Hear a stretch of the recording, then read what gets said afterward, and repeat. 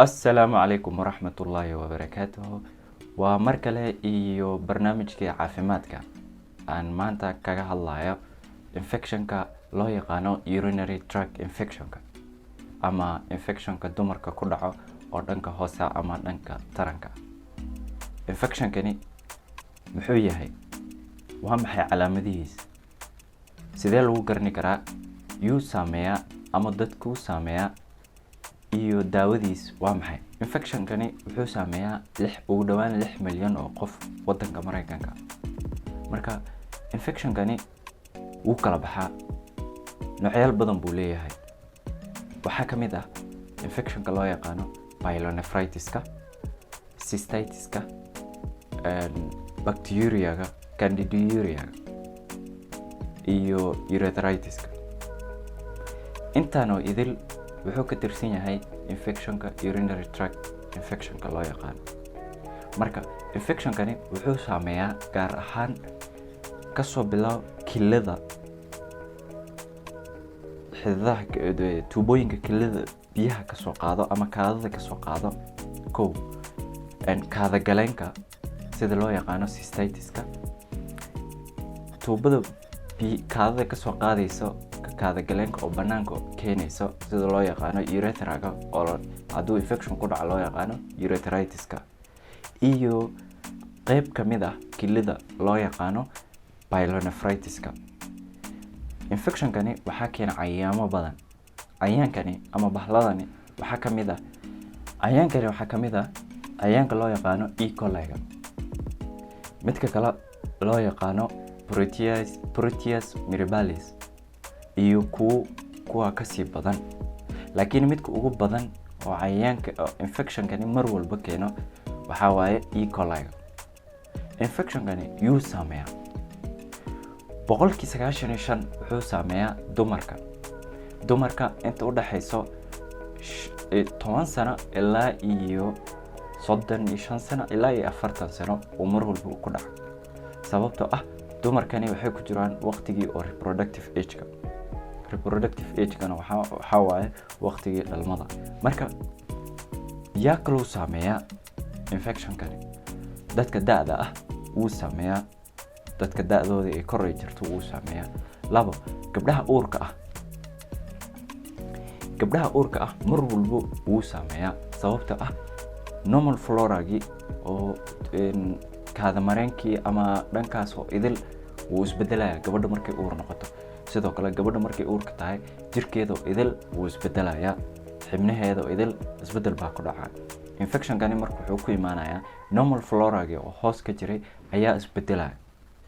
Marka normal flora-gan hadduu isbedelo wuxuu isbedelayaa inuu infection u noqdo. Dadka kale uu saameeyo waxaa ka mid ah dadka sokorta qaba ama dadka diabetes-ka ah. Dadka diabetes-ka ah mar walba meesha kaada mareenka ah sokortii kaadada kusoo darsamaysay bacteria-gana wuxuu ka faa'iidaystaa ama cayayaankani waxay ka faa'iidaystaan meel walba oo wax walba oo sokor leh. Sokortani bacteria wuxuu sameynaya waxaa waaye sokortani buu cunayaa ama sokortani ayaa faa'iido ugu jirta asaga. Aan isweydiino waa maxay calaamadaha uu infectionkani uu leeyahay ama sidee lagu garani karaa? Qofkii oo kaadada gubto ama kaada gubasho badan markuu qofka oo xaajoonayo. 2 qofkii oo kaadadiis badato, kaadadii oo waqti walba kusoo qabato. Qofkii oo kaada galeenkii oo qofkii mar walba wuxuu dareemayaa in uu soo buuxsamayo. Mid afraad qofku wuxuu dareemayaa in uu mar walba dhinacayaashaas oo idil ay wada xanuunayaan sida loo yaqaano flank pains. Xanuunka kale uu qofku dareemayo ayaa ah kaada galeenka korkiis ayaa xanuun ka jiro, halkaan oo idil baa xanuun ka jiro. Intaasi iyo in ka badan ayuu xanuunkani u wataa. Sida kale qofku wuxuu dareemi karaa qandho joogto ah haddii uu infectionkii uu jirkiisa ku badan yahay ee kaadadana ay ku badan tahay infectionkiis. Midka kale uu dareemi karo waxaa ka mid ah qofkii inuu mar walba labalaba iyo laciifnimo uu dareemo. Infectionkani sidee lagu ogaani karaa ama qaabkee aad ku ogaani kartaa inuu infectionkani uu jiro ama inuu jirin? Kow, waxaad ku ogaani kartaa kaadadii aad baartid. Kaadadii haddaad baartid oo laga helo kaadadaadii bacteriaha ama wax la dhahayo bacillska laga helo ama nitrate-ka laga helo, taas waxay ku cadaynaysaa in uu kaadadii infection uu jiro. Marar qaarkood kaadadaadii waxaa laga heli karaa inuu dhiig la socdo. Dhiiggaasi wuxuu cadaynayaa haddii aad gabar tahay aadna ku jirin xeydka, wuxuu cadaynayaa inuu infectionkaasi ay isla socdaan. Mid kale waa inaad haddii ay qandho ay jirto, oo lablabo ay jirto, oo ay laciifnimo ay jirto, waxaa fiican inaad samaysid dhiigga guud. Dhiigga guud waxyaalo badan baad ka ogaani kartaa, sida dhiiggaada cascas. Qayb ka mid ah dhiigga guud oo la dhaho dhiigga cascas ayaa kor aadi kara. Marka hadduu kor uu jiro, muxuu ku cadaynayaa in uu infectionkani uu kaadadii isla socdaan, ee kaadadina ay ku tusinayso inuu bacteria ama bacillska ama nitrate-ka ama leukocyte-ka sida loo yaqaano haddii ay jiraan, ayna dhiiggana isla socdaan, waxay ku cadaynaysaa in uu waxaani idil isla wada socdaan oo infectionkaasi uu keeni haya. Marka haddii uu infectionkani uu mar walbo sidaa ay usoo baxdo kaadadaada jawaabteed ay sidaa ay tahay, dhiiggina uu sidaa yahay, maxaa lagu daaweyni karaa marka? Waa maxay daawadiisa? Kow, daawada koowaad waa antibiotic. Antibiotic-gan wuxuu taageed gareynayaa ama shaqadiisa ay noqonaysaa inuu bacteriahaas oo ka hortago uu dilo. Antibiotic noocyaal badan bay leeyihiin. Dhakhtarkaaga baa ku decide gareynaya ama go-aan ka gaaraya midda uu ku siinayo oo ugu fiican ah. Mid kale oo dhakhtarkaaga uu ku siini karo waxaa ka mid ah in uu xanuun baabiye uu ku siiyo haddii uu xanuun uu jiro.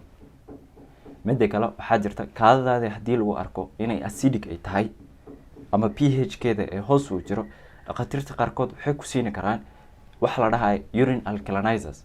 Urine alkalinizers-kaas waxay ku soo celinayaan kaadada normal pH-ka looga tirigalay.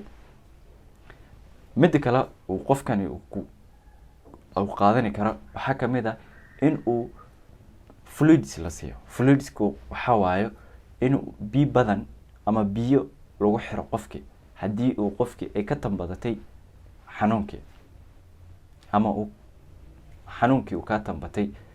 Marka maxaa lagu prevent gareyn karaa dhibkani? Ama waa maxay waxyaalaha aad sameyni kartid aad iskiga mar walba infectionkani aad iskiga reebi kartid ama aad ku prevent gareyn kartid? Kow, mar walba waa inaad isticmaashid biyahaaga ay bataan. Biyo cabitaankaaga inay bataan waa laazim haddii aad dumar aad tahay. Labo, mid kale aad sameyni kartid waxaa waaye hygiene-ka ama nadaafadda hoose mar walba waa inaad ilaalisid. Haddii aad uur aad leedahay, mar walba waxaa fiican inaad uurkii kaadadii aad mar walba aad baartid. Sababtoo ah haddii aad kaadada infectionkaasi aad daaweynin, waxaa imaani kara dhibaatooyin kale oo cunugii dhibaato u geysani kara. Mid kale, mar walba aad suuliga public toilet-ka ama public latrine-ka aad isticmaalaysid, waxaa fiican proper hygiene inaad ku samaysid ama aad iska dhaqdid.